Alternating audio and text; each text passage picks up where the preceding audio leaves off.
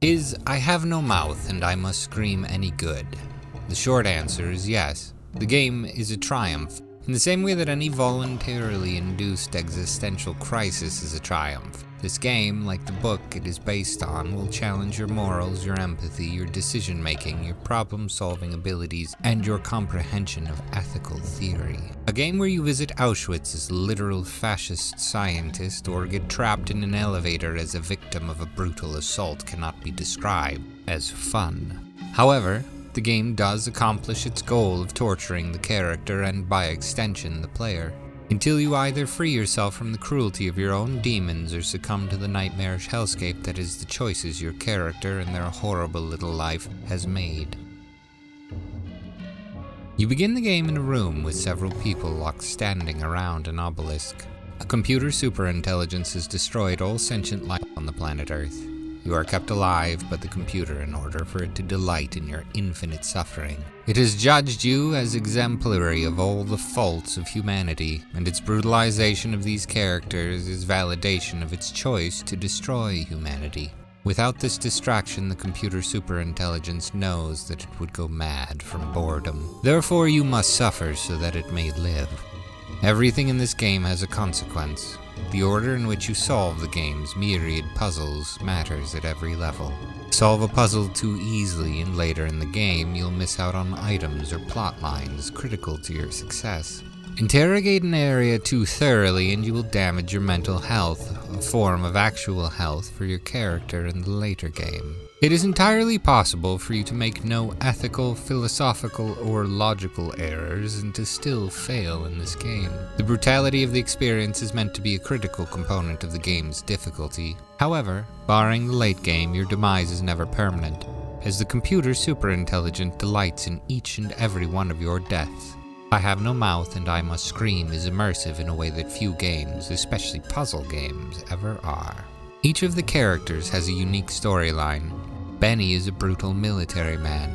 The crimes for which he is eternally imprisoned are murder, betrayal, cruelty, selfishness, a lack of empathy, and cannibalism. He is forever starving, but eating causes him incredible pain, and does nothing to satisfy his hunger. To free him from his personal hell, you must demonstrate a true ethical and behavioral change.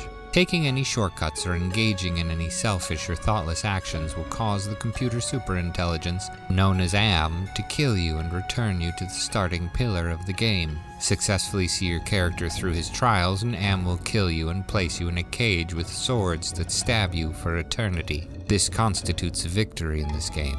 Ellen is a terrified victim of the worst kind of physical and emotional assault.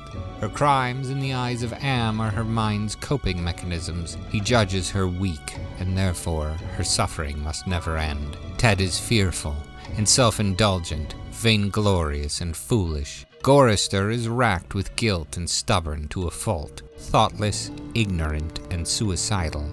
And then comes Nimdok. Nimdok has long since lost his mind. A fascist scientist, he ran eugenics programs of the cruelest kind in a camp. For his crimes, he is inarguably deserving of his fate, and yet, in this game, you are tasked with his redemption. He must reveal his own evil to himself. To break free from his eternal torment, he must first see what he did. His addled mind cannot understand what brought him to engage in such impossible cruelty. Nimdok is a man freed from his own misdeeds by the curses of dementia, being forced to relive them without remembering having done them, then being given back those memories and standing in judgment of himself. The ethical pretzel of playing as one of history's greatest monsters and relieving their torment in order to defeat a genocidal artificial supercomputer responsible for the destruction of humanity is not a common theme for a video game. The game itself is beautifully drawn and animated for the time in which it was made.